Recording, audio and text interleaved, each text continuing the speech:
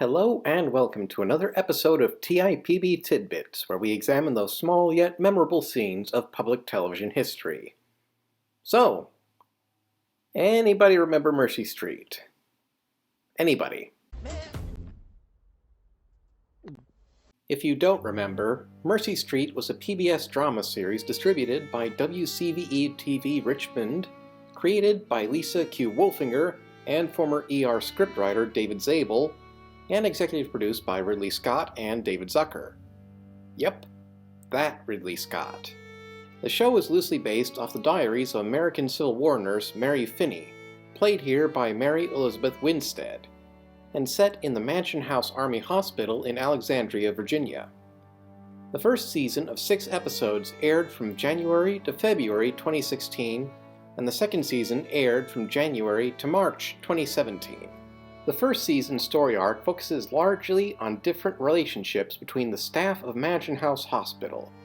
We see Mary Finney working with Dr. Jedediah Foster, British nurse Anne Hastings and Surgeon Byron Hale working against the both for the respective head nurse and head surgeon positions, and the Virginian Green family trying to keep afloat in their occupied home state.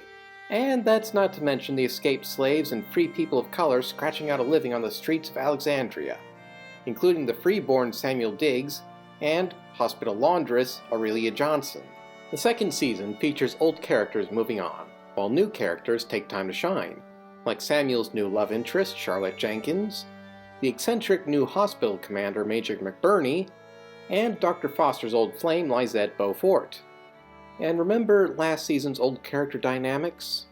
The second season takes time to shake them up a little, with Nurse Hastings and Dr. Foster striking up a friendship, and Dr. Hale collaborating with Samuel while studying for his medical exam. History-wise, the series takes place in 1862, leading up to the Union victory at Antietam, and we see real-life historical figures including nurses Mary Finney and Emma Green, Confederate spy Frank Stringfellow, and the Scottish Union intelligence chief Alan Pinkerton.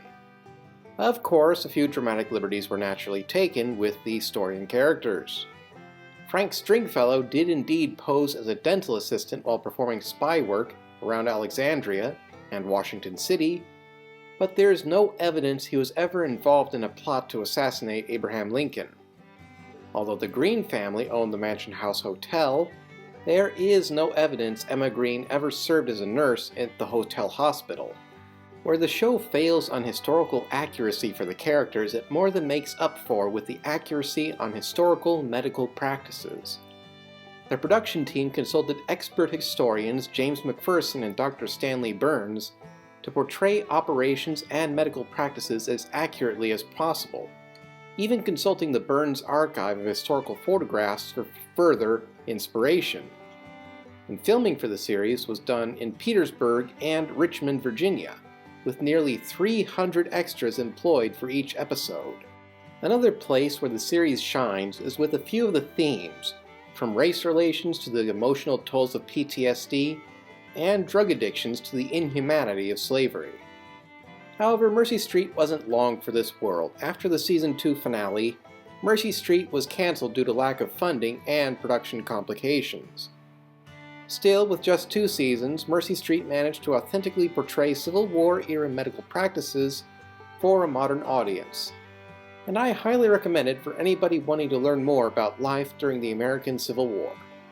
You can watch Mercy Street on Amazon Prime Video and PBS Passport. You cannot use that hypodermic contraption as a delivery mechanism for an unnecessary medication to a mythological condition suffered by an enemy to the Union. Well, it does sound bad when you put it like that. Now for the PBS Member Station Spotlight. We're heading to the middle of the country for a look at Kansas City PBS. Kansas City PBS signed on the airwaves as station KCSD-TV in 1961. The station was operated by the Kansas City School District and was originally a National Educational Television member station before moving to the Public Broadcasting Service in 1970. In 1971, the Kansas City School District put the station up for sale, after which it was purchased by the nonprofit Public Television 19 Incorporated to create KCPT-TV in 1972. That fall, KCPT began broadcasting in color, and in 2002 the station won a National Emmy Award for its documentary Be Good, Smile Pretty.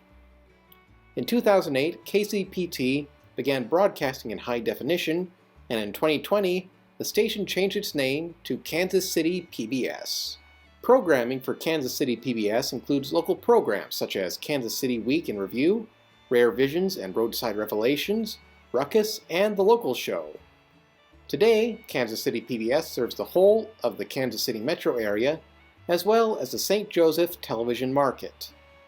If you are in the Kansas City area, you can tune in to Kansas City PBS on digital UHF Channel 18 or Virtual Channel 19, with KCPT2 on the .2 channel, Create on the .3 channel, and PBS Kids on the .4 channel. Thank you everyone for watching, and I hope you enjoyed this video. If so, feel free to like, subscribe, and share. Ring the bell, follow on Twitter. Also, don't forget to support your local PBS stations. So more programming related to Mercy Street can find its way to your television screens. And until next time, I'm Captain Rutledge. Good day.